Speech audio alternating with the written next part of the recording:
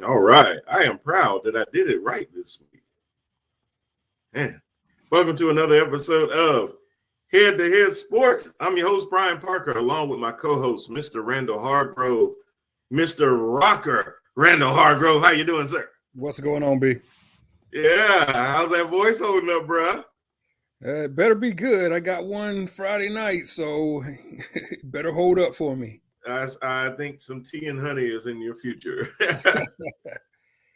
Oh, man. How's everything going? How was your show? Yeah, it's going good, man. Going very good. It is winter time, so just trying to take care of the throat, trying not to get this crud that's seem to going around for people. But yeah, other than that, waiting on the holidays, trying to get the Christmas spirit, all that good stuff. Oh, yeah. Oh, yeah. So you're going, you got a show you said on Friday? Yeah, we will be in High Point. We is in Alice in Chains tribute band Sick Man. We will be in High Point, North Carolina. Okay. Open the show for some buddies of ours named Nirvana, a Nirvana tribute. So it's going to be an awesome show. Wow, very nice, very nice. Okay, that's what's going on. So, a little mixed bag in the NFL for you last week, huh? Yeah. Yeah, Crazy week. Yeah, I was a Steelers fan last week, Panthers fan, and also a Texans fan. So I was one out of three. Yeah, it should be a lot of that as we go down the stretch here for our Panthers trying to make the playoffs. We're going to be fans of other teams. Oh, absolutely. The crazy thing is that the stat about the Panthers was if they win out, which I mean that's 4 games, but if they win out, they actually win the NFC South without any help. It's theirs, no help. Yep, but then there can also be other ways to still win, even if there's a loss that they take. If Tampa stumbles, which they are just disintegrating in front of our very eyes, and we'll see what Atlanta's done now that not only Marcus Mariota gets benched, but he just says, "Well, hell, I'm done." He walks off the team, and then they put him on IR. Like, oh, yeah, okay, sure. He'd already abandoned the team, but go ahead and put me on IR. Put Desmond Ritter out there, who is a rookie quarterback from Cincinnati, and see what he's going to be able to do the rest of the season. New Orleans is just a shell of themselves, so they look lost. So it's still kind of going to be up for grabs who comes out of the NFC South, but we'll get to the playoff ramifications in just a second. But just plainly speaking about the Panthers game against the Seahawks, I actually I don't have any witnesses, but I actually have picked the Panthers to win this game. And the reason was really because of their defense and because of Seattle's lack of run defense. Knowing how Steve Wilks has really approached this team as far as saying, yes, Christian McCaffrey is gone, but we still got some workhorses back there that will pound that ball anyway. Timothy Bayless, how you doing, sir? Good to see you. What's up, Bayless? So the Panthers' strategy didn't change. Steve Wilks said, look, we're not tanking. We're really trying to win games. And he's definitely been proving it, Rand, to try to stick to the run as much as possible throughout these games. Sam Darnold, I mean, look, he threw the ball 24 times, connecting on 14 of those. That's not that bad, but it only accounted for 120 yards. So a lot of these passes were extensions of the run, where you were basically just trying to get the ball out very quickly, get it in space, and then let your guys that really, really do the work, Chenault, other guys, let them get out in space and try to make people miss.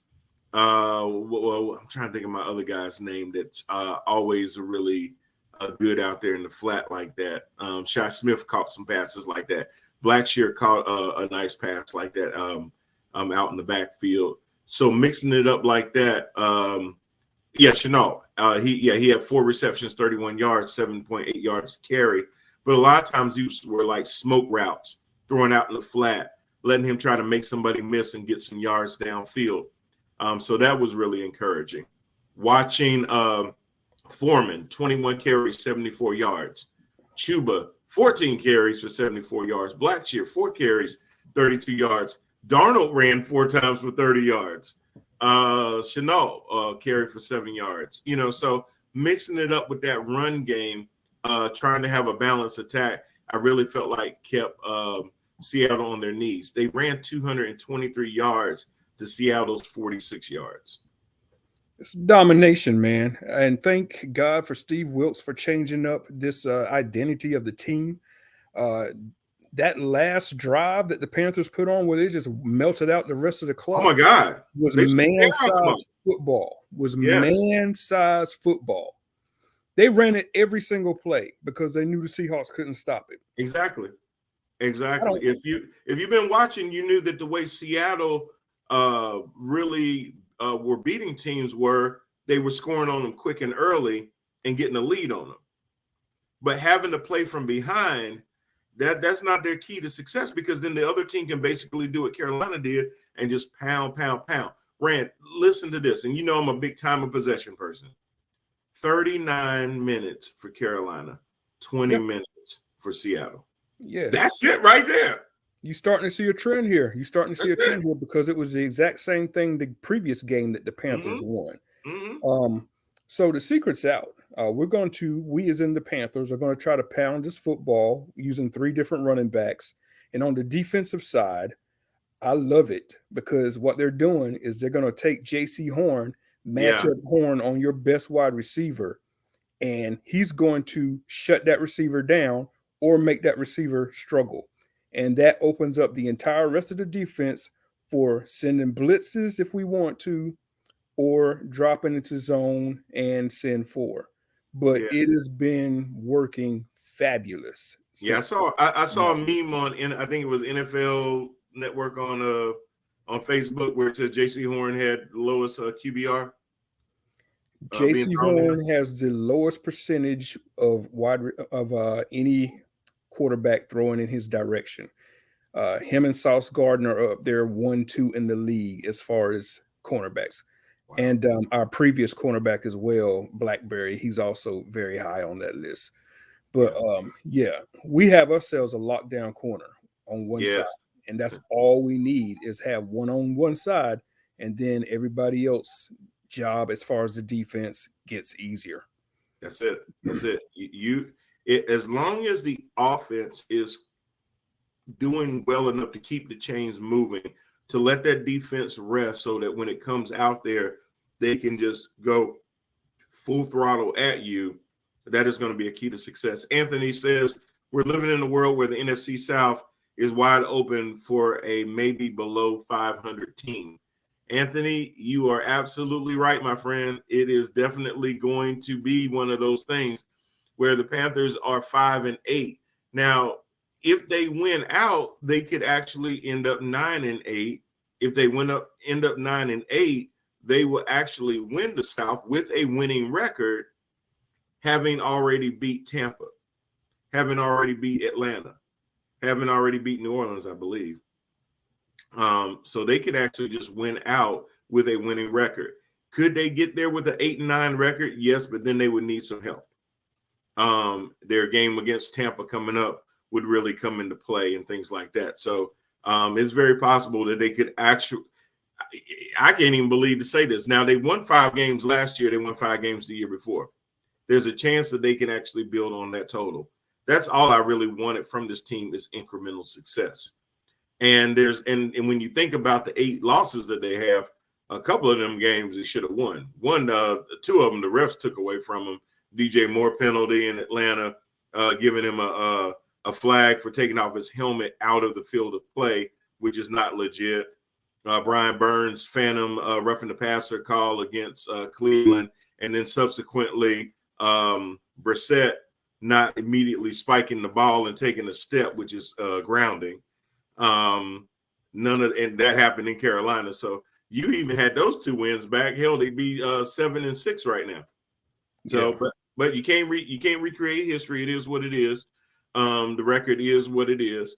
But going forward, they still actually have a chance to control the division. It is actually literally in their hands. They don't need any help unless they don't win the games. And if you look, their remaining games, you're looking at, hold on, I got it here. You've got the Steelers coming up. Oh, you're going to be torn on this one. You got the Steelers coming up on Sunday. After that is Detroit. Both of those are home games.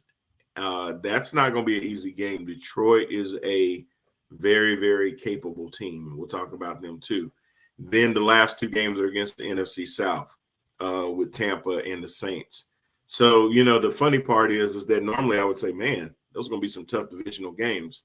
If they play like they've been playing, Tampa and the Saints should be the easier of the four. I would think the Steelers and the Lions would probably give them more of a fight. Yeah.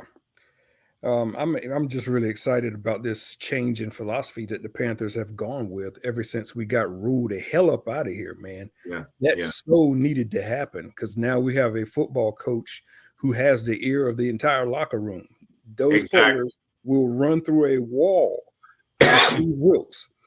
And Steve Wilks also has his right-hand man. We have a defensive coordinator all of a sudden. Mr. Holcomb is looking really good in that position. Mm-hmm. So I know we still have 4 games left to go. But who knows, man? Going 2-2 down the stretch, 7-10 might take this division. Who knows? Hey, and Timothy, I'm glad you brought that up. It was about to come out of my mouth. Tim just said, I must say, when you look at available coaches, it looks like Steve Wilks should be made permanent and focus on the quarterback search. So to take your first comment first, Brand, do you think he's already solidified potentially becoming head coach, take off the interim tag, or do you think out of these next 4 games, there's a certain amount of games he needs to be able to win to be able to give himself a better chance of solidifying? Of course, if he won out, that would be his best case scenario. But has he done enough already, or is there a certain amount more games that he really needs to win to really get this one in the bag? Yeah, I think he at least needs to go 2-2 down the stretch, so the overall record will be 7-10. If you're looking at 7-10, that means he went 6 and 6 since Matt Rule's firing. Correct. And with a loss of talent in Christian McCaffrey. Yeah.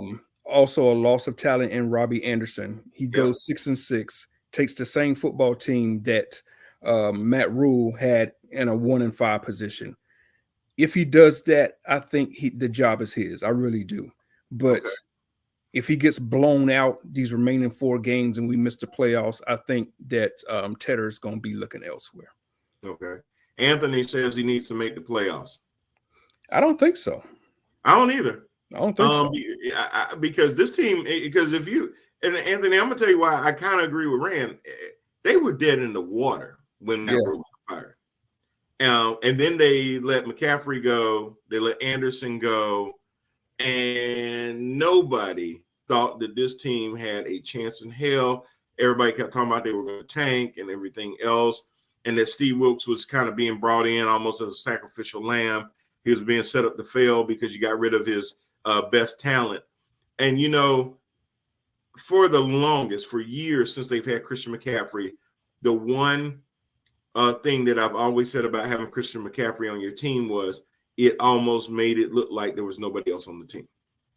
Yeah. And I've seen some of these guys play when they get opportunities, particularly when Christian McCaffrey went down last year. And other guys, whether it was the running back that we had last year, whether it was DJ Moore, whether it was Robbie Anderson, whether it was Tommy Tremble, whether it was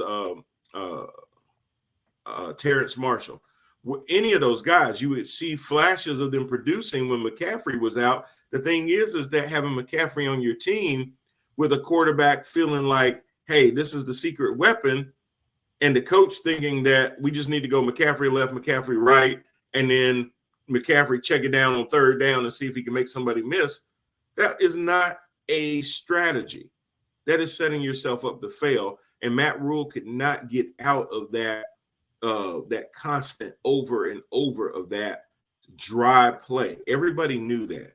Now teams don't know how to approach you. Yes, they know you're going to run the ball, but yes, they also know that you have some playmakers like a Chenault, like a Shi Smith, folks that can sit there and open it up on the outside now, like a Terrace Marshall. Tommy Trimble's getting his hands on some more balls. Ian Thomas is getting his hand on some balls. That's a good thing to see. So when we're looking at it from that standpoint, now teams can't say, oh, it's going to be so predictable. Yes, they know that we're going to sit there and stick to our run game, but there's also other weapons. Yes, Sam Darnold's going to hand off a lot of times, but now we've got him rolling out on passes as well, not just standing in the pocket. So defenses can't just say, we're going to come send blitzes straight up through the middle and the quarterback is going to be there. He may or may not be. All those kind of things now makes the defense have to look and evaluate what you're going to do now instead of just assuming that you're going to stick to those same things over and over and over.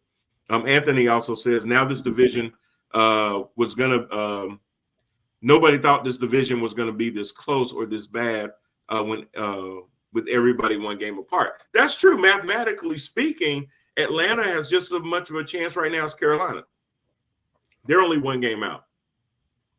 But if you look at their trajectory, theirs doesn't look as promising. Anything can happen in the last 4 games. Atlanta could, Ritter could get, behind the center and just start lighting it up. Who knows? There's nothing that makes me believe that, but we'll see. I tell you what, I was just so frustrated with the Panthers getting off to a 1-5 start under Matt Rule, and we have talent sitting around not being used. Yeah. Mr. Chenault was not used at all. He couldn't even get a jersey, couldn't get on the field when the Panthers were 1-5. Remember, Foreman wasn't even getting out there. Foreman had like 4 carries in the 5 games. It was ridiculous, man, something like that. So I'm glad to see those guys on the field now. And not only are they on the field, they're a major part of what the Panthers are doing offensively, both of them. Yeah, that's pretty sad that it took getting rid of McCaffrey for Foreman to get an opportunity when really, could you imagine if a right coach used them as a nice combo package? What that would look like? Yes, the same way that Steve Wilkes is using Chuba and Foreman. That could have been McCaffrey and Foreman. Correct. It would have been that much more dynamic than what we have right now. Absolutely. So, that's and it's crazy because a lot of us saw this and kept going, wait a minute, if we can see it, how come they can't see it? So that was a good win for the Panthers to go all the way out to Seattle. And it was actually their first road win in a year. So that was actually good too, because it'd been a while since they won a road game. Yeah. And they've been doing well at home, but which is nice. But to actually win a road game is really good too, especially when you've got to go from one coast to the other coast. So good job there, definitely for the Panthers. Definitely impressive, man. And JC Horn, dude, keep doing what you're doing. I'm telling you, that is super impressive. Absolutely. All right, Rand. Now, on a lesser high note, your Pittsburgh Steelers had an opportunity against the Baltimore Ravens for a couple of different reasons. Tyler Huntley gets knocked out of the game really early in that game. Lamar Jackson was already out because of his ankle, which he's week to week on, even though I kind of feel like we ain't going to see him the rest of the season. If I was him, I would not come back out there. But now you've got Tyler Huntley, who is a Lamar light. I like to call him Lamar light. He kind of plays a lot of the same way. He's very capable of throwing the ball. At the time that he went out, he was already 8 for 12 for 88 yards. In comes Anthony Brown. He was the backup to the backup. And the rest of the game, Anthony Brown goes 3 of 5 for 16 yards. Thank you, Mitchell Trubisky. I was about to say the problem is that the Ravens had another quarterback that went 22 for 30 for 276 yards, a touchdown, and 3 picks, and his name is Mitchell Trubisky. Yeah, he wasn't wearing the Ravens jersey, but he was definitely a Ravens quarterback. Good job in between the 20s, Mitchell. But unfortunately, when you get down to the red zone, you're supposed to throw to the black team. The black team, man. He said, "Oh, I thought you said the black guy." Oh, no. It was a black guy, but it was with the black team, Mitch. Tim says Pittsburgh has to focus on that offensive line next year and get that young quarterback, or get that young quarterback and a veteran backup to mentor him. You know what? I can't believe that a Cowboy fan is dropping so much knowledge about the Steelers, but I'll tell you what, also, Mr. Bayless is 100% correct, man. The Steelers have gone the cheap route with the offensive line for years. They have not invested any talent in that offensive line in the draft as far as a high draft pick. I'm hoping anyway that this upcoming draft, they will finally go ahead and put their first round pick or second round pick into that offensive line, because they really need to do that. Do you need more of a left tackle or interior lineman? They need a left tackle. Moore is not going to be the left tackle of the future. He is patchwork left tackle right now. He gives up too many penalties. He gives up too many pressures, and he's not dominant in the run game. And we are a team right now that if we could get a dominant offensive line, kind of like the Panthers have, it would just make life that much easier on our young quarterback. But since we don't have that, you're seeing the result of that.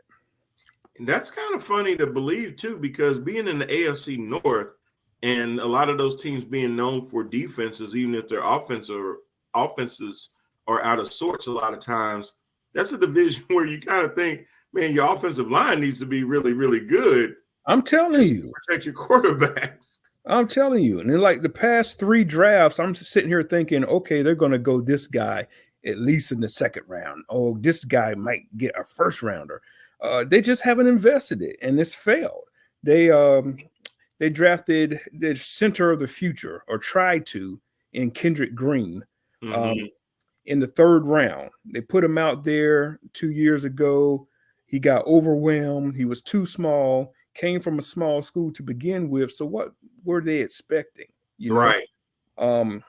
So now that guy has been tried at left guard. He failed there as well. So he's now coming off the bench. We got a 3rd round talent that we were trying to put into the starting rotation or the starting lineup that's now sitting on the bench. The Steelers have got to draft somebody to put on the line and stop trying to go the cheap route of these cheap free agents and 3rd, 4th, 5th round draft picks. It's not working. Hey, Rand, your man Jeff Bird has joined the drive, and his question his question out the gate is, who you got this weekend, Groove? And I'm pretty sure he's talking about what I said earlier about being torn between the Steelers and the Panthers having to play. Man, I'm telling you, I seriously hate this time of year or this 4-year cycle that we are. Yeah, exactly. Each other every year, but it's 4 years. I got to choose a side. I tell you what, B and Bird, I've been watching this series for a long, long time. I remember the very first game that the Steelers and the Panthers played. It was back in 1996, right over here in the it was called Ericsson Stadium back then. Ericsson Stadium, yep. Panthers beat Cordell Stewart's Pittsburgh Steelers 18-14. Cordell had, at that time, maybe still a record, the longest run for any quarterback in NFL history. I think it was like 80 yards. He might still own that record. But yeah, just to tell you, I've been watching this since 1996, a long time. They tangled in 2002. They tangled in 2006, and the Steelers blew them out. Steelers blew them out in 2010. Steelers blew the Panthers out in 14. And we ran all over them on primetime. It was one of our biggest primetime games that we had. 2018, they whooped them again, injured Cam's shoulder on a primetime game. I think they beat them like 52-14 or something like that. I've always been Team Pittsburgh. However, this Sunday, I'm riding with the Panthers. What? Holy hell. I'm riding with the Panthers. Jeff says, I remember that game. And is it really because in Darnold, no, you know what? I'm not even going to play with you. In Wilkes, you trust over Trubisky? So I see it this way, man. I've always said from back in the summer when we did our season predictions that the Steelers were not going anywhere this year. They just were not. I just knew they weren't. It's not our year. But Jeff, I had the Jeff says what? Yes, keep pounding.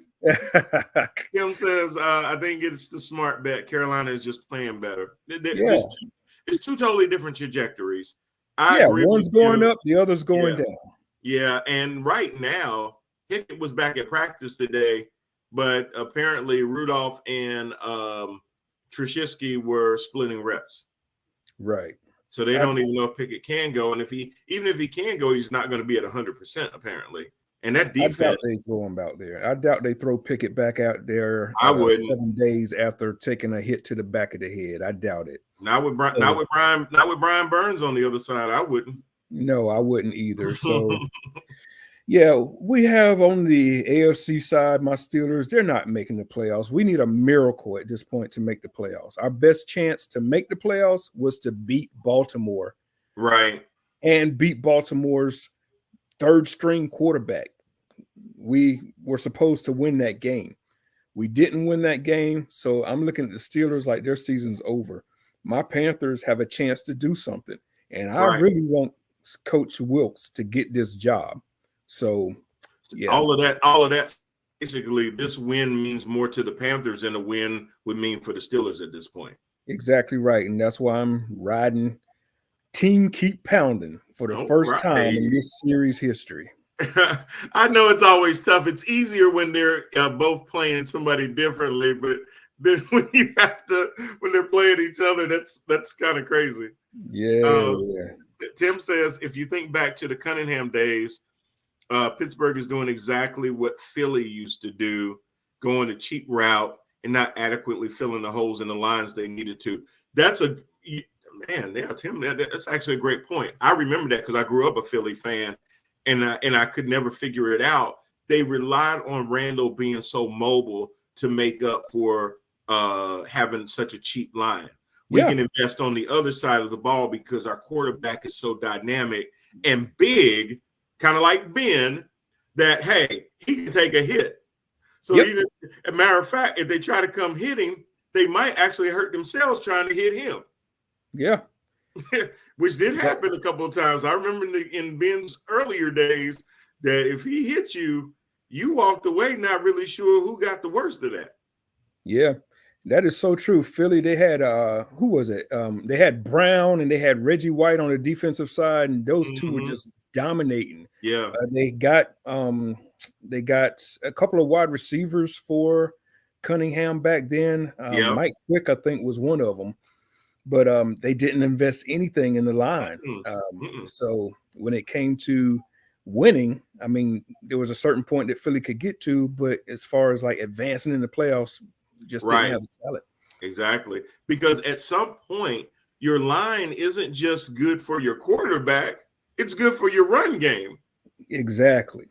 So you need to create those holes. They have to have a gap to run through. Even the best running back, if you can't get these open up gaps, even for cutbacks and things like that, they're going to run into a brick wall, or you're going to then expect them to catch a lot of screens and things like that, or cut out to the outside. And hopefully in this day and age, it's not like in the older days where defensive backs were not as fast as your running back. They can close in really, really quick. So what looks like a potential 6, 7, 8 yard gain can only become a 2 or 3 yard game because the defensive backs are now fast enough to get from one end to the other and come at a very good angle to make their gains really, really minimum. So a lot of times having that good line to create those holes lets them get to that second level in the middle of that defense and then take off. Absolutely. Get that head of steam on them, and they gone. Running downhill is a whole lot better than going east to west. North and south is always the best way. Yep. But where do you get that good offensive line talent? Most of the time it's first, second round, right? There it is. It's either first, second round, or anything after that is pretty much a project at best. Exactly. A rotational player at best. Not going to be a starter. Not going to be a starter. You might get a skill position player in the third round that turns out to be good, even the fourth round. Right. But it's very rare that you get an offensive lineman that's going to be top notch after the third round. That's exactly right. Yeah. Tim Bayless. Play with Cowboys fan. I'm thinking about Skip now. An effective O-line allows your defense to rest effectively. Absolutely. Because it goes back to what I said. The chains keep moving. The defense gets the rest. So not only does your defense get the rest, but the other team's offense has to stay on the sideline because you're eating up time. These 9-minute, 14-play drives, where the ball's been on the ground. And it's like a boxing match where those body blows in round 1, 2, and 3 don't really seem like they're doing a whole lot. But when you get into the 9th and the 10th round, you can tell them body blows start taking the impact on the boxer. He can barely get his hands up anymore because, the body blows are starting to hurt on him, Rand. And that's what a good running back does. He becomes more potent as the game goes on, and the defense is getting worn out having to try to pull this joker down. So, and Foreman, a lot of times, I know he was in Tennessee when Henry got hurt, but every now and then I see a little flash of DH in him. Like nobody wants to grab him. Like he's a big dude when he starts running downhill. So I ain't saying he is Derrick Henry, but he kind of has some of them tendencies sometimes when he get ahead of steam. It looked like guys start wanting to make business decisions. You remember he was filling in for Derrick Henry when Henry got hurt in Tennessee. Yeah. And people didn't want to tackle him either. Yep, exactly. so yeah, I totally agree with you. I understand the tornness, but I also understand the practicality of a W meaning a lot more for the Panthers at this point of the year. Winning unnecessary games also, I'm not saying they're not going to go out there to try to win, but winning unnecessary games does affect your draft position too. Yeah. Especially when you have so many needs. And whether it's draft position to be able to use that to trade up to get even a better player or things like that, that's all going to start to come into play. Yep. We had something that happened too with the Browns and the Bengals. The Bengals actually found a way to beat the Browns. This has been a game where I believe this is the first time that Joe Burrow has beaten the Browns. And it was Deshaun Watson's second game back. He actually, he caught fire in the second half, really. He ended up going 26 of 42, 276, 1 touchdown, 1 pick to try to catch back up in that game. They were playing from behind most of that game, and he started airing that ball out, as evidenced by Chubb only running for 34 yards. Kareem Hunt only ran for 6 yards. Kareem was out of there. And Deshaun actually ran for 33 yards, so he almost ran for as many yards as Chubb did. So a lot of this was in the air. Donovan Peoples-Jones caught 8 passes for 114 yards. So he was the leading receiver by far in that game. But it all came down to Joe Burrow having Jamar Chase back for the second game in a row. Chase did not disappoint. Top receiver back from his hip injury, 10 catches for 119 yards, almost 12 yards per catch. And he by far was the receiver that had the most yards. Joe Mixon also did his thing, 14 carries, 96 yards. Samaje Perine, 4 carries for 22 yards. Burrow also ran 6 times for 10 yards as well. So looks like the Bengals are starting to catch fire at the right time. Yeah, the Bengals are getting hot at the right time down the stretch. But just going back to the Browns, I just wanted to get this off my chest. Back in the preseason, I had said that that I thought it was a little bit of a mistake that the Browns was just going to go ahead and automatically name Deshaun Watson their starting quarterback whenever he comes back. I thought he should kind of earn it, but Brissett was praying. He earned it when they gave him 230 get fully guaranteed. I know. which I agree with you. It was kind of like when who did they gave Andy Dalton the starter title to? Was it in Chicago when they named him the starter as soon as they signed him?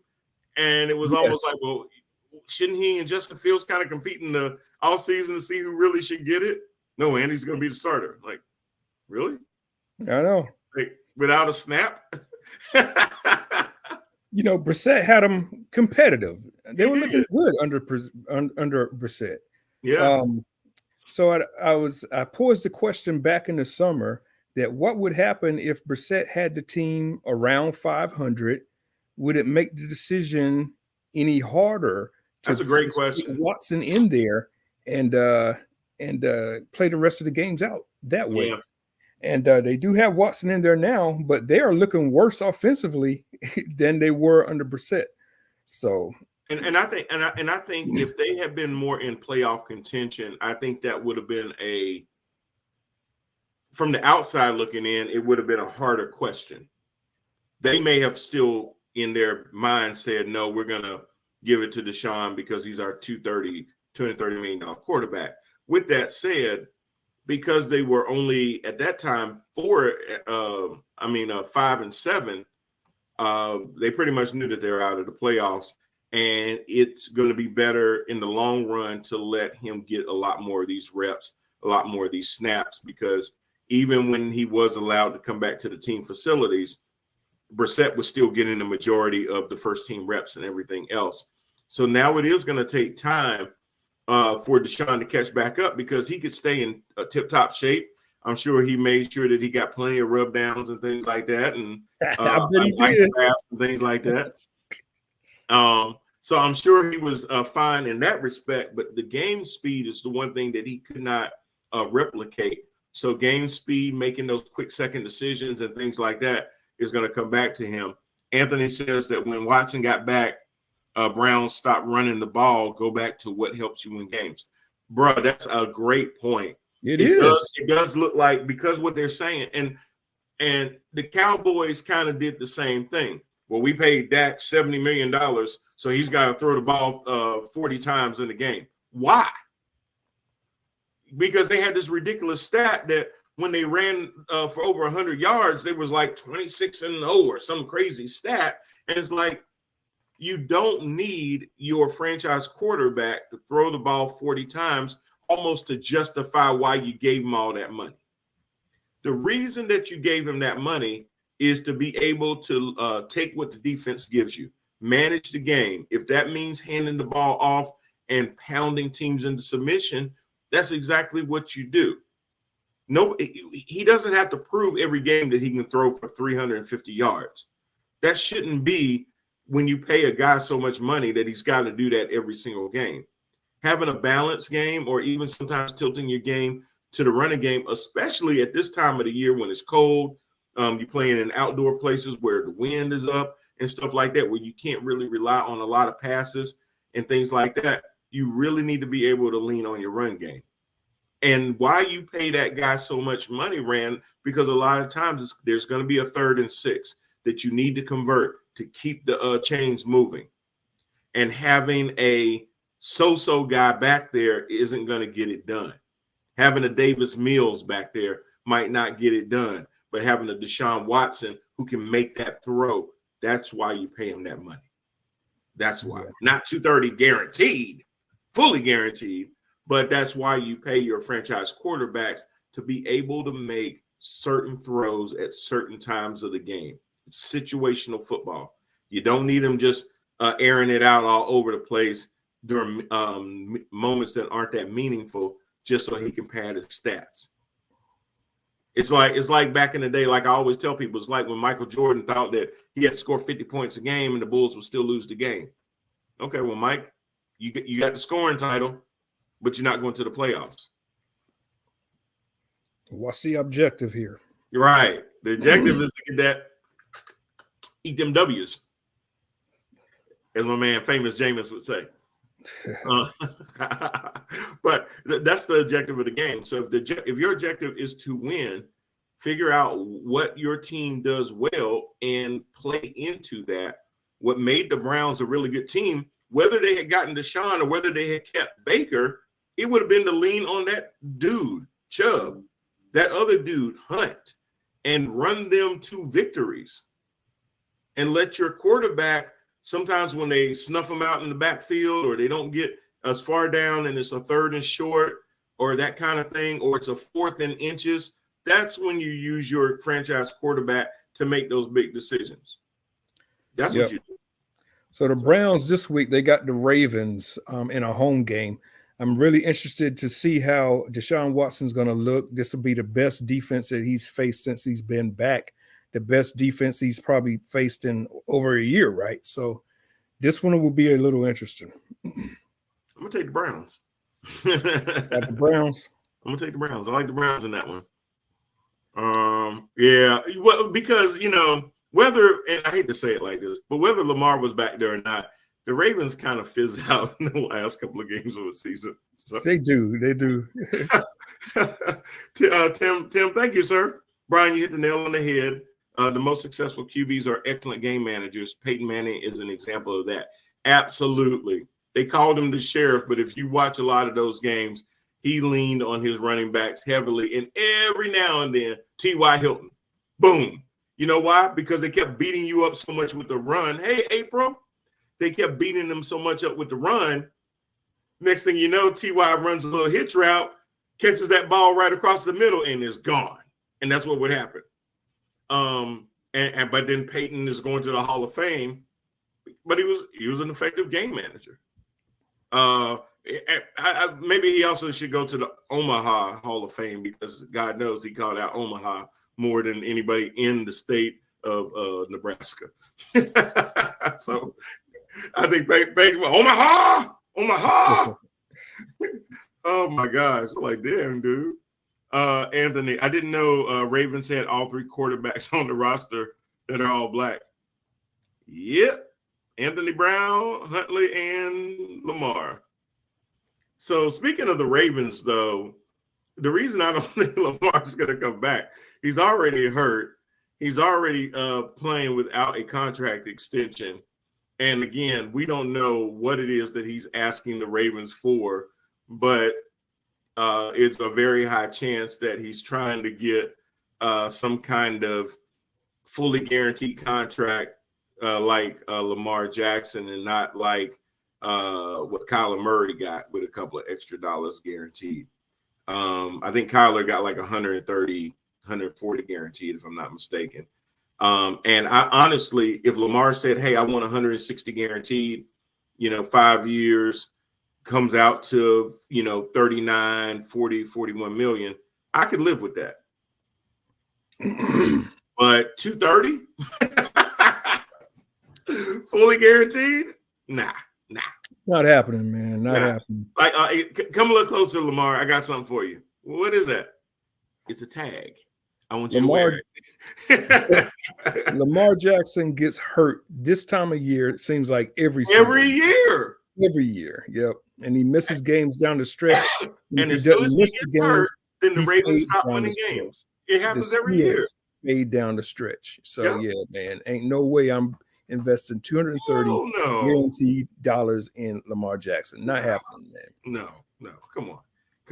I mean, listen. I used to love watching Michael Vick play for Atlanta, but I knew damn well he was only going to make it 10 out of the 16 games because he was going to always have a rib injury. Every year his ribs would get messed up because of the way he played.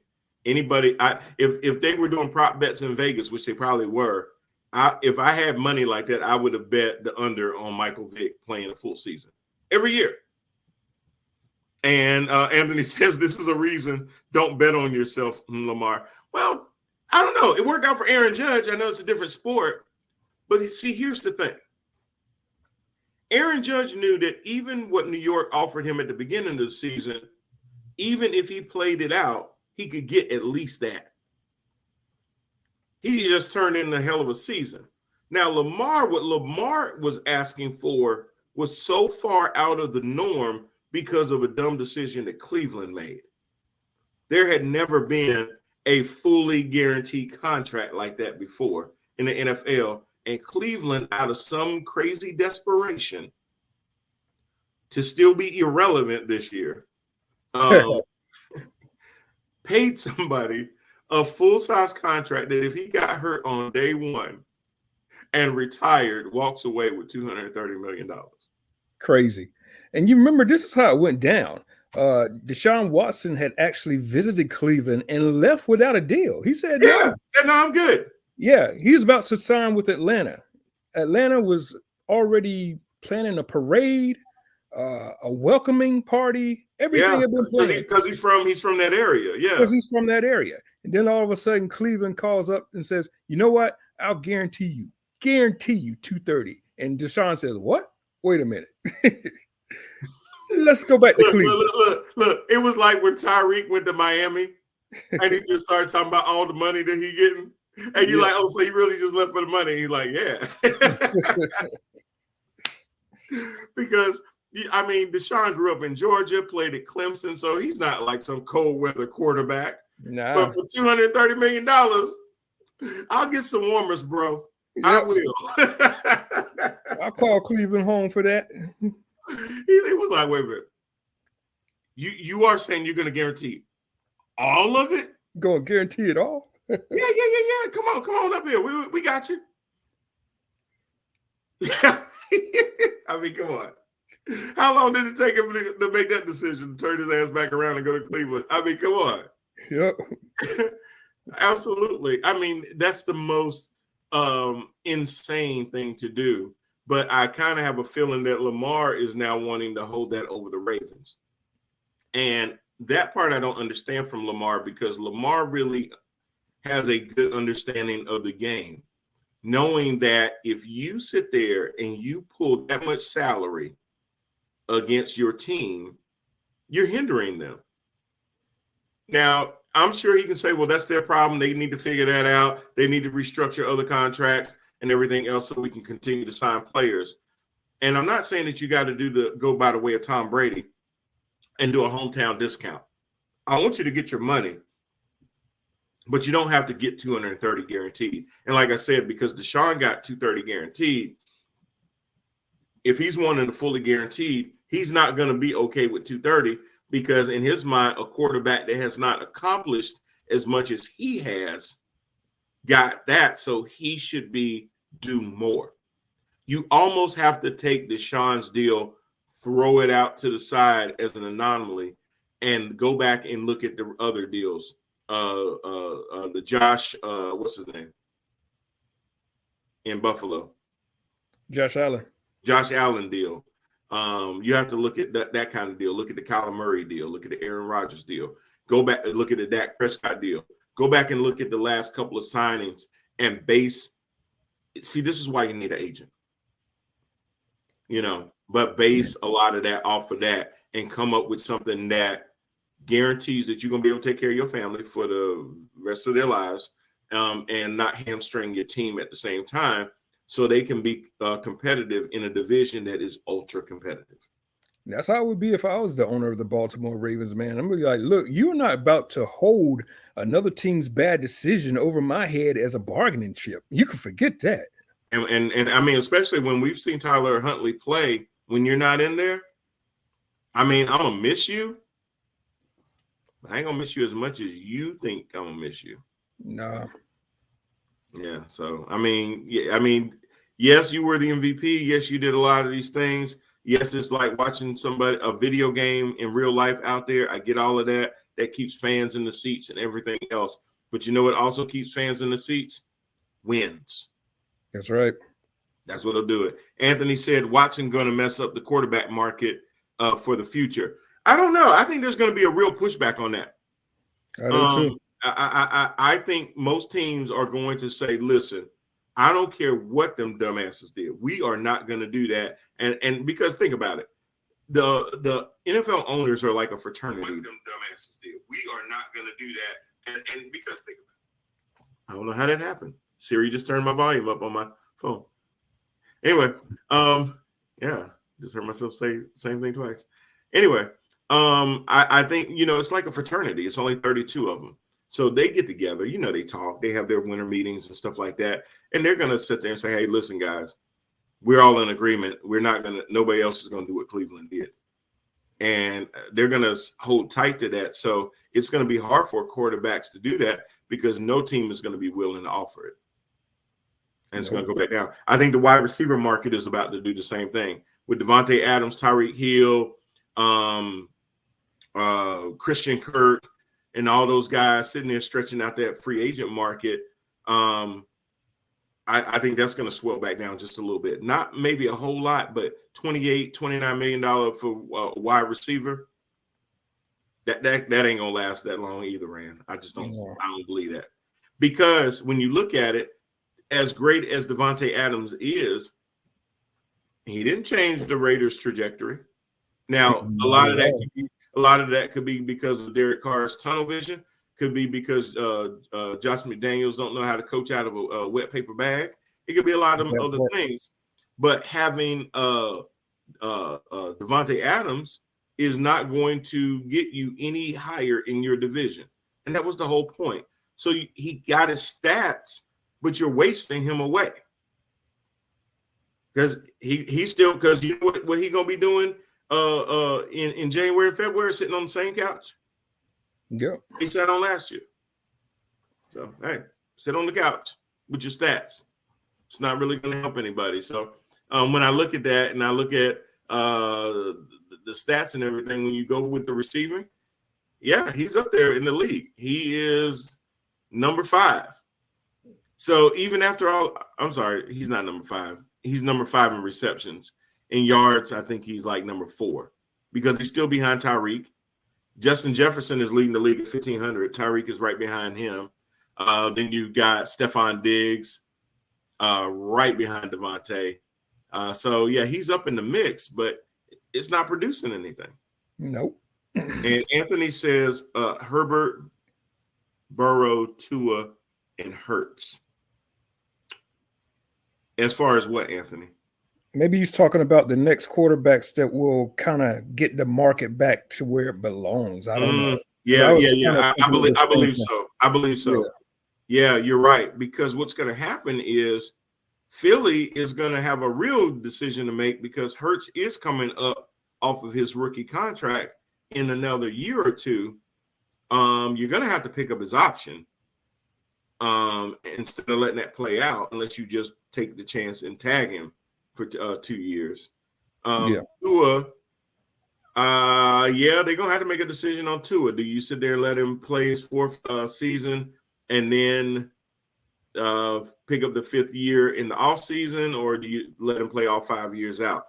Burrow, you got to go. He already took you to a Super Bowl. You got to go ahead and pick up that 5th year option sooner than later. They'll probably get that done over the summer. Same thing with Justin Herbert. So you're right. I think they're going to kind of reset the floor again for your franchise quarterbacks and get back away from that 230 fully guaranteed crazy talk. But I do believe you will start to see 180, 190 fully guaranteed. Yeah. You're going to see 41, 42, 43 million a year averages. I do believe that. You're not going to get that Aaron Rodgers $50 million. That's not going to happen. So I do agree with that. Good call, Anthony. Good call. Let's see. What other games did we have last week that were Anthony, random question. Can we make a poll on how many screenplays we're going to see each game? Just in each game? Screenplays?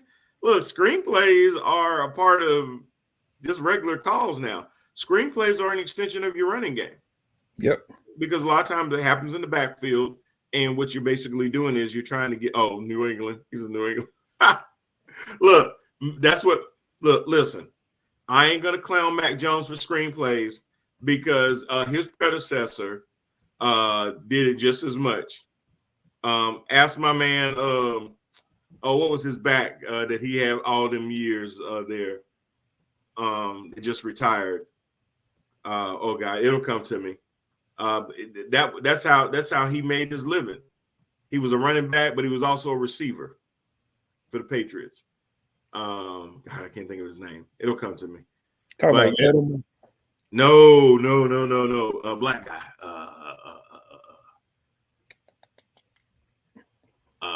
Hold on. Now you're gonna make me look. New England Patriots roster 2017. He was on there then. Not McCourty, not Lawrence Day. It'll, as soon as I see his name, it'll hit me. As soon as I see all those running backs for New England, they kind of just change the name on them, but they do the same job, don't they? Yeah. It was the same guy every year though with them. It was why am I not remembering his name? I can't believe that.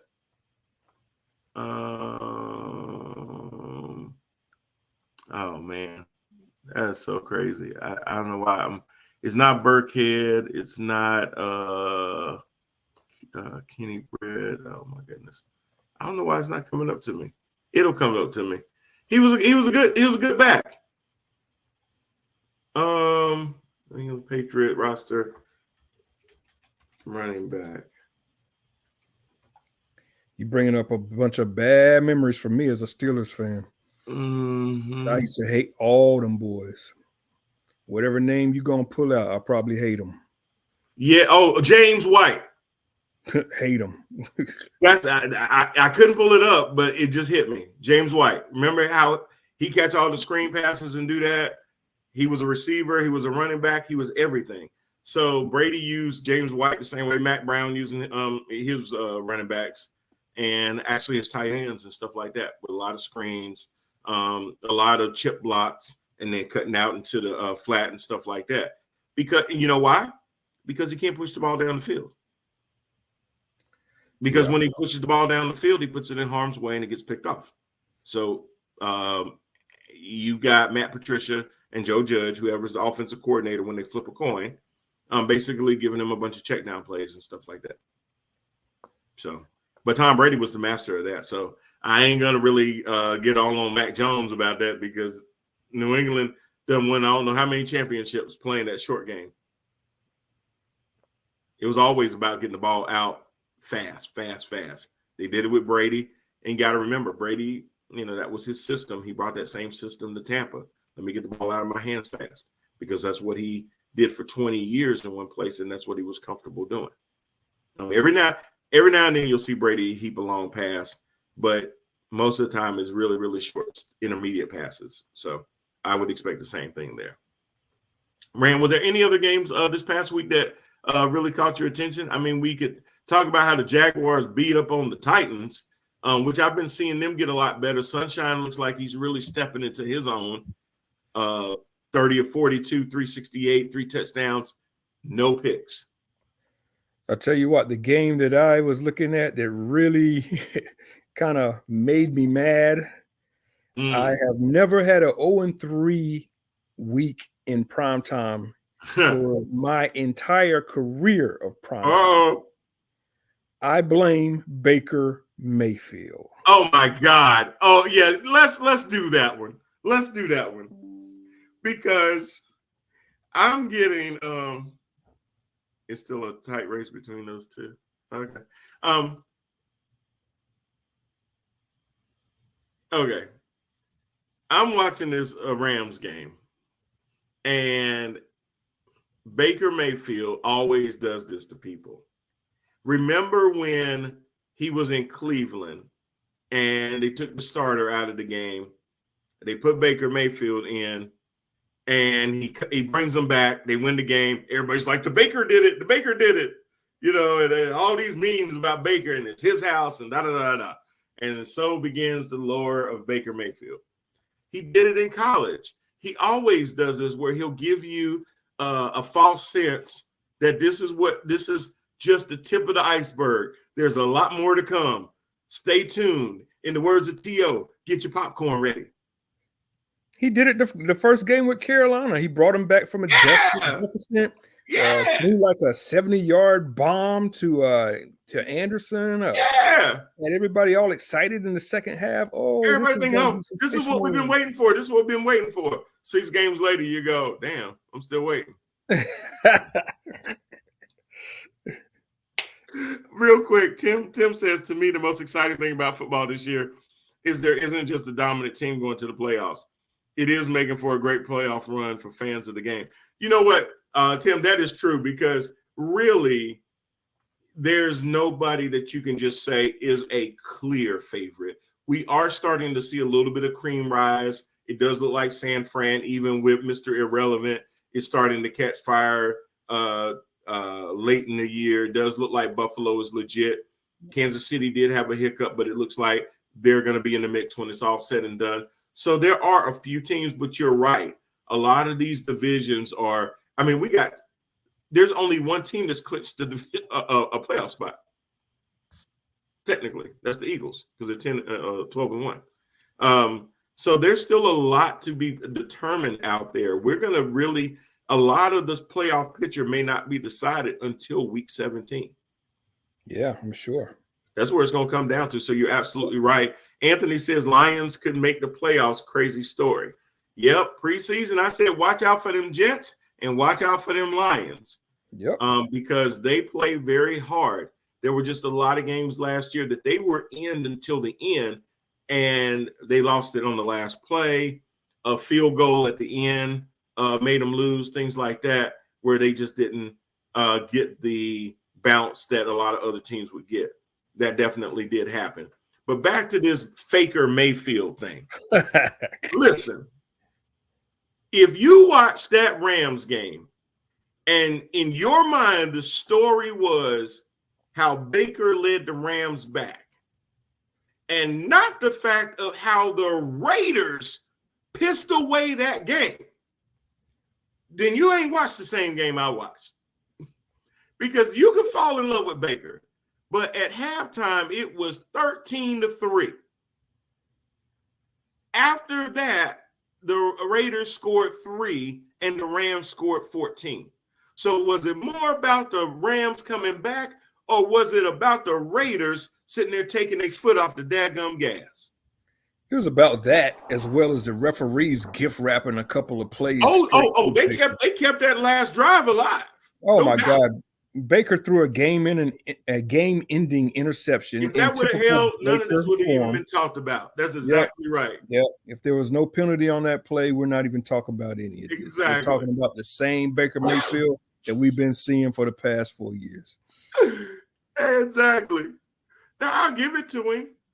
He threw 35 times, hit 22 of them, 230 yards, a touchdown, no picks. Listen, if he would have had stats like that at Carolina, he'd still be at Carolina. Yeah. The last play that he did, that pass play for a touchdown, was a dime. It was beautiful. The problem is you probably won't see another pass that good until about 2 games from now. And you know what? Now that I think about it, if you take that one play out of them 230 yards, he's in the low hundreds. Yeah. So, yeah. That was a chunk play. That's true.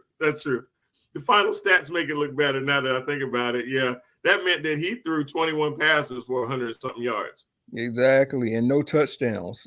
Right. Nah, now that don't really sound that good.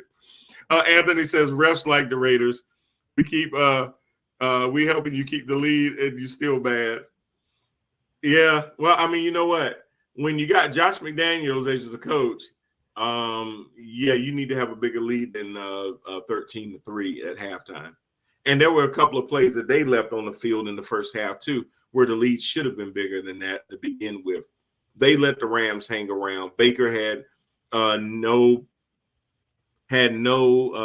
not even have been in the position to bring them back because the lead should have been so massive. Tim says Baker Mayfield is a dollar store version of Matt Ryan. I'm trying to read the whole thing, but that's funny. Inconsistent, but GMs keeping them relevant. They don't want to. It's like their great white hope. They don't want to give up on the guy because he was a number 1 draft pick. Same thing with Carson Wentz. They keep thinking that, hey, I know he looked like doo-doo there. I know he looked like doo-doo there and there. But if I get him, I can make him look real. I can clean him up and make him look real good. Why would you put that much effort into it? Everywhere Baker Mayfield goes, the coach gets fired. Sean McVay, the hell are you doing? You saying if Matt Stafford has to be out for any extended amount of time and Baker Mayfield is your quarterback going into next year, bro, I give you 6 games and they're gonna fire your ass. That's what's gonna happen. Everywhere he goes, he gets coaches fired. At some point, look, I said this last week. People thought Odell didn't have any gas left in the tank till he left Baker's ass, came to the Rams, and was on his way to being the MVP before he got hurt. Yep. If the Rams think he's the quarterback for next year, I got another thing for you. Bro, I mean, I got some beachfront property to sell you in Shelby. I mean, I'm telling you, it's not going to happen like you think it is. And I saw the water cooler, and I was going to go into the back and forth with everybody singing Baker's praises, and I'm just like, you know what? I'm just going to wait. Yeah, that's the best thing to do. Just wait. I didn't engage it either. You have to understand, when you post what I saw in the water cooler, you have to ask yourself this question: is this going to age well? It's not. It's not going to age well. I'm going to screenshot it. I'm going to repost it and be like, how's this going now? Yeah. In Baker we trust? Okay. You're gonna find out this week the real Baker Mayfield. I guarantee it. I don't even know the opponent, but I guarantee I was about to say that. Regardless of who the opponent is, it won't even matter. Because it's Baker. They're playing the Packers. Monday Night Football at that. Yeah. Oh God, that's gonna be a doo-doo bowl. But that's a dookie bowl there. But I guarantee you that Baker is not going to sit there and look like that game against the Raiders. And Tim says, let's be honest, Chicago and the Saints didn't learn with Andy Dalton. It's the same song and dance. Exactly. Andy, well, you know, all you had to do is watch Andy in Cincinnati. Andy did as much as he could in Cincinnati. That was his peak. Trying to retread him now and think that you can put him in the best position to be the best part of himself again is fool's gold. And he will give you flashes every now and then. But you got to remember, these guys are athletes. So they can give you flashes. But can they give you consistency? Yeah. You know, consistency is what you're looking for. Exactly. One guy can go out there and have a hell of a game, put up a hell of a game. But can he do it week in and week out? Is that consistency there? And I'm not talking about a hiccup. Josh Allen has had hiccups. Herbert has had hiccups. Joe Burrow has had hiccups. What's up with Winston? Rand, what happened to Jameis? I don't know what Dennis Allen is thinking. I really don't. Jameis had an injury. Not supposed to lose your starting position to injury, but I guess Jameis did, because now we're seeing Mr. Dalton out there, and we're not even seeing superb quarterback play from Dalton. So I don't know. I don't know what Dennis Allen is thinking. And if they're in practice, you mean to tell me that you're seeing a lot more from Andy the Rocket Dalton in practice than you're seeing what Jameis is doing? I can't see it. I'm sorry. I don't believe that. I don't believe it either. To me, if you're talking about a team in the NFC South tanking, it ain't in Charlotte. Nah. You need to go a little south to who they? I mean, who that? Not who they. That's Cincy. Yeah. Tim says consistency is what they are paid for. Absolutely. But once they get to a certain part of their careers, they just can't be that consistent anymore. You're starting to see it with Aaron Rodgers, where he can give you a game. He can make some of them throws that I talked about earlier that you pay these quarterbacks to make. Every now and then you can see A-Rod put together a couple of strings of completions, and he looks like the Aaron Rodgers of old. He just can't hold it together that long anymore. You know, it's like when Jordan started coming to the tail end of his career. There's a game where he can give you 35 points. Next game he scored 14. He just can't hold it together anymore. Where before, you knew it was going to be at least 35, 12, and 10. You already knew it. Yep, Matt Ryan's peak was when he got into the Super Bowl. Ever since that Super Bowl, it's been a slow downhill. I mean, yeah. They just need to go ahead and walk him on out, and but absolutely. So that's the thing. So all of that is to say that Baker is an up and down quarterback at best. He didn't really face a lot of batted balls and things like that. But I didn't see him throw the ball any differently. It doesn't have a lot of arc on it, so a lot of those balls could have been batted. It just didn't happen. So, but yeah, you're absolutely right. That mess that I saw on Facebook after the Rams won the game, you would have thought they came back from, 30, 40 points. The game that really, really surprised me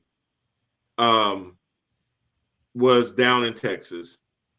And I actually called for the Texans to beat the Cowboys too. Only because this. Now, let me set the table. The Cowboys had just had a game before that where they scored 33 points in the fourth quarter, put up 54 points, something crazy. Everybody talking about, man, them Cowboys, they explosive. They this, they that. How about them? And I said same thing. Just wait. Next game, they're going to sit there and lay an egg. Now, they didn't really lay an egg, but you let a 110-1 team have you on the ropes in the last minute of the game. And if not for 4 yards where the quarterback ran the play and turned the wrong way, we could be talking about a Dallas team that gave Houston their second win of the season. It was close, man. I mean, they had to go, 96, 98 yards for that final drive in order to win the game. So, Tim, you cannot be a Cowboys fan because you're being too practical. We played terrible on both sides of the ball and honestly deserved to lose. You did. You played enough to lose. Even when Pierce went out, if Pierce hadn't gone out of that game, and then they kept going back and forth, gadget plays for one of the quarterbacks, and then Davis Mills would come back in, and they kept going back and forth, and somehow that was working. Big ups to my 92 classmate Pep Hamilton, the offensive coordinator for the Houston Texans. Love you, Pep. But yeah, Houston could have won that game. Listen, Michael Parsons, they really tried to negate his abilities in that game too. And that was good as well. But to be in a dogfight with the Texans, let me tell Cowboy fans, and Tim, tell me if you agree with this. If y'all play that way against Philly, it's gonna be a bloodbath. Oh man, there ain't even no sense in answering that. We know that.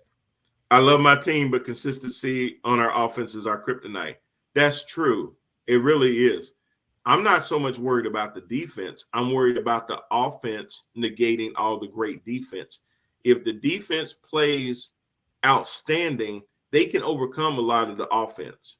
And the offense this week brought in an additional receiver in T.Y. Hilton, not going for the Odell grab because I guess they didn't feel like Odell would be ready to really give them any meaningful games this year. Anthony says, Cowboys just crazy. Dak is up and down. He's thrown the most interceptions since he came back from his injury with 9 interceptions. Pollard doing all the work. Zeke coming in for a touchdown. Lamb don't look like a number one because he isn't.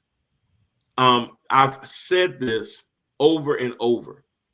When you have a number one and your number two is eating, maybe it's because your number one is drawing all of the attention and the other team's number one corner. That happened. I mean, that's practical. People kept banging on Amari. Yeah, but Amari is a precision route runner and took a lot of focus off of the number two. So the number two was able to have better stats because he was pulling the double teams. He was pulling a lot more things. Tim says, well, over the last couple of games, Zeke has been producing. He really has. I'm not going to sit there and say it's Zeke. It does need to be a little bit of thunder and lightning mix. I do believe that Kellen Moore could run more plays where Pollard is on the field with Zeke. Start them both out in the backfield, put Pollard in motion, and then let him get in the slot. Kind of like what they're doing with McCaffrey in San Fran. The same thing that I was screaming for the Panthers to start doing with McCaffrey to hopefully keep him from getting injured every year. When you have because Pollard is not a running back. He's a football player. You can put him in different places and he's going to produce. Kind of like a Debo. Do you think Deebo Samuel is a wide receiver? He's a football player. That's it. You can put him anywhere on that field, and it's going to be hell. You got to know every single play where he's lined up. If you did that with Tony Pollard, the defense would have to account for him on every single play. Kind of like Micah Parsons on the other side. If he's got his hands in the ground, is he in a stance? Is he in the middle? Is he coming off the edge? They can do a lot with him. Kind of like Carolina has a guy like that. His name is Jeremy Chin. You can put him in different positions, and if you ain't careful, if you're thinking where he was on the last series, yeah, he got your quarterback on the ground. So that's what I'm saying with Pollard. Pollard is a very dynamic. Him and Zeke are not the same. Zeke is a power running back. End of story, full stop. Tony Pollard is a football player, period. Offense. I mean, he's just that dynamic. Put him out there and let him do his thing. Tim says, absolutely, it has to be balanced. We have 2 starting running backs. And he says, but Pollard doesn't block for Dak like Zeke does. They both have things that make them special. That's why, and I agree with you, and that's why Zeke keeps getting the nod. Pollard isn't a blocker. He barely will chip.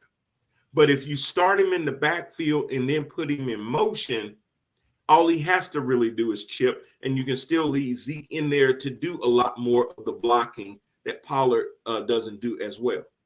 You get the best of both worlds out there. It's like running your 21 package, your 2 tight end jumbo package when you're trying to run the ball. Those tight ends are primarily in there to block in that kind of a setting. They're trying to keep your edge rushers off your quarterback. Why don't you do the same thing with a 2-back set? Then once they get around the blockers, now they actually become targets that if Dak can't get the ball down the field, he has 2 different backs on both sides of the field he can throw checkdowns to. So treat Pollard as a CMC. Why not? Not CMC with the Panthers, but CMC with San Fran. Because if you don't, you're really not taking advantage of his full skill set. It's like you got a Swiss Army knife, but you only pull one thing off of it. You might as well got that one tool then, if that's all you're going to use him for. I don't know. What do you think, Ram? Same thing. I mean, I think Pollard is an explosive weapon to have, but instead of alternating him out with Zeke, I mean, I would have him on the field a lot more places, kind of what you were saying. Yeah, absolutely. Because if anything, now you don't know who's going to get that ball. Now you basically, instead of having to go get T.Y. Hilton, which is fine, but if you've already got Lamb, you've got Gallup out there in the slot, you got Noah Brown, then you have Pollard starting out in the backfield that now can move in motion, reverses, anything else. And I've seen Pollard throw the ball. I've seen him use that gadget before. He's a football player. That's why I keep saying that. Tim says the part that people don't talk about is the inconsistent play calling of Keebler Moore. I was reading it. Has to do better as well. Keebler, Kellen, whoever. But I get it. It's funny as hell. You're absolutely right. And then he says Dallas has a run play option nightmare. Even with Lamb's speed, they don't use enough. Totally agree.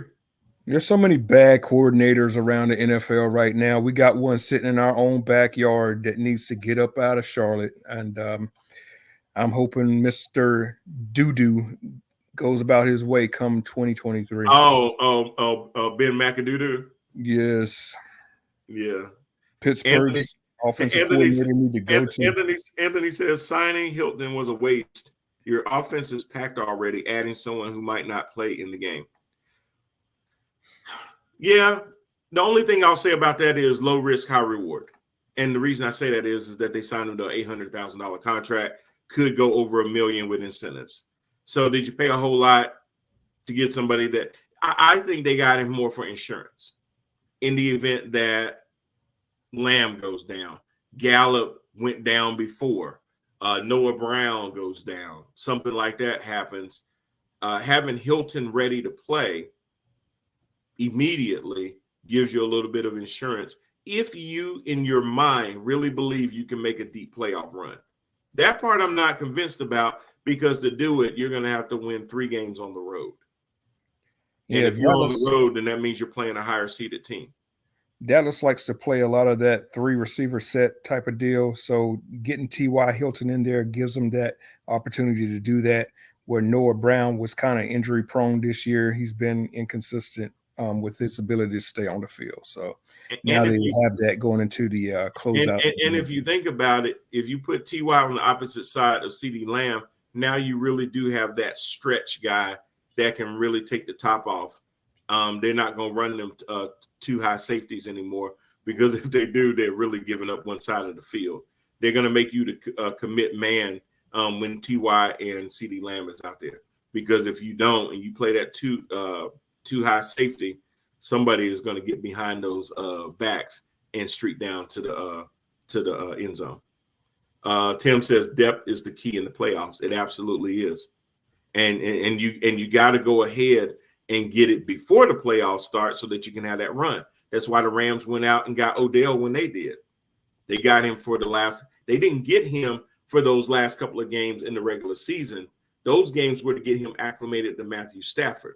They needed him to produce in the playoffs. So we can go ahead and get T.Y. in, get him in the system, let him learn the plays. He's already showing you he can run the entire route tree and all those kind of things. Now the main thing to do is that when we need him for that play, we may only have 3 or 4 design plays for him in the game. But when we bring him in for those plays, it's going to be to really change the momentum of the game. Football is all about momentum. It's all about consistency, keeping that momentum, keeping the chains moving, keeping everything on a certain schedule. That's what it's all about. It's a game of strategy. It's making the defensive tired on the other side, keeping their offense on the sideline. So those are the biggest things when you're looking at that, especially in the playoffs where time of possession really becomes hugely important. So as your offense can keep advancing the ball down the field, it wears out that defense, but it also keeps their offense on the sideline, which means they have no rhythm. They have no consistency because they're not out there. So there's a lot to that. Well, Rand, we got 3 minutes, but any games coming up this week other than Panthers and Steelers that you're looking at? Yeah, Miami versus Buffalo is going to be big. Ooh-wee. Any leanings in that game? I'm going Buffalo. I said Buffalo at the start of the year was going to come out the AFC. So this is one of those tests to see how good they are, a measuring stick game.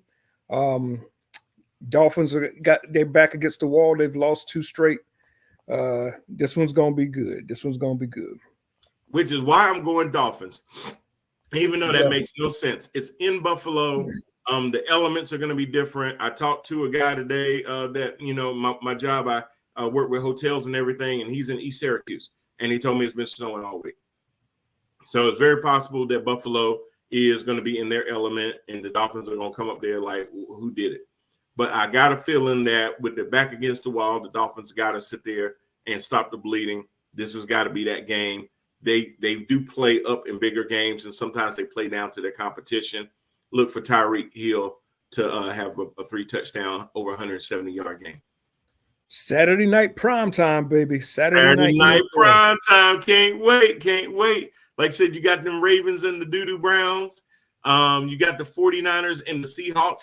That's going to be a good game, I really believe, because we'll not only see what Brock Purdy can continue to do, and see what Shanahan, what kind of game plan he's laid out, but to see if the Seahawks can rebound on a short week from their loss to the Panthers, and really, really be able to see if San Francisco can continue to snatch hold of their division and the NFC. We also got the team that you predicted to be a factor in the AFC versus the team I predicted to be a factor in the NFC. We got Jets versus Lions this week. Yes, we do. This is going to be a very interesting game. I'm going to give the nod to the Jets if Mike who is playing. And even though Jared Goff has actually been very decent and very serviceable this year, I got to give credit to Carpenter for finding something in, not Carpenter, Dan, what's his name? Finding something in Jared Goff keeping him within the game, but he's leaned on his running game. Swift and those guys have been really, really good. But I think the Jets really have that defense that may really pose a problem for Jared Goff. I think Sauce Gardner is going to pick at least one, if not two balls off Jared Goff. And lastly, Ram, when you look at it, the current playoff picture right now, if the playoffs started today, you would have Eagles, Vikings, 49ers, and the Bucks as the division champs. The Cowboys are currently in fifth seed. Another NFC East team is in the 6th seed, which is the Washington Commanders. Another NFC East team is in the 7th seed, which would be the New York Football Giants. All 4 NFC East teams, if the playoffs ended today, are in the playoffs. Yeah, I'm hoping it happens, man. It ain't never happened before in the history of the NFL. That will be interesting. On the bubble, you've got Seattle at 7-6. You got the Lions at 6-7. The Packers are still in there at 5-8. Panthers at 5-8. And Falcons at 5-8. On the other side, real quick, you've got the Bills. They have not clinched just yet, but probably will this week because they're 10-3. Chiefs 10-3. Ravens, Titans. First team in the wild card, you got the Bengals, Dolphins, and then Patriots. Then on the outside looking in, you got the Chargers, Jets, Jaguars, and Raiders. So this is going to be interesting. A lot of this will be decided in the next 3 weeks or so. I think the Chargers are going to make a push. Now they got everybody back healthy on the offensive side, especially if they get Bosa back. And I think Cincinnati's going to take over the AFC North, and we're going to see a downfall of Baltimore. I think the Jets and the Titans, well, the Titans are going to win because they're going to win the AFC South. The Bengals the same way. The Dolphins right now are second in the AFC East. So I think we will see if the Dolphins maintain. I don't know if the Patriots can maintain that 7th spot. That's going to go to either the Jets or the Chargers more than likely. I would love to see both of them get in, but there's really no other way unless the Dolphins or the Bengals fall out. So we'll see how that goes. But yeah, it's going to be interesting in the tail run of this. So guys, just keep watching because this is going to be one of the best seasons that I've seen in a long time. The last comment on here was Tua has poor play in anything below 50 degrees. That might be true, Tim, but I got to sit there and do something to get back on the mountaintop. I did predict the win that most people did not predict the last game. I can't remember what it was, but that didn't really help me that much. Oh, that had to be the Patriots game. I predicted the Patriots were going to beat the Cardinals, and they did without little Kyler Murray running around. So anyways, we'll do this all over again next week. I'll be in New York City, but we will definitely broadcast from there. And, man, I hope y'all have a great week. And we will sit there and see y'all next time. All right. Thanks, Rand. All right, man. Peace out. Peace out.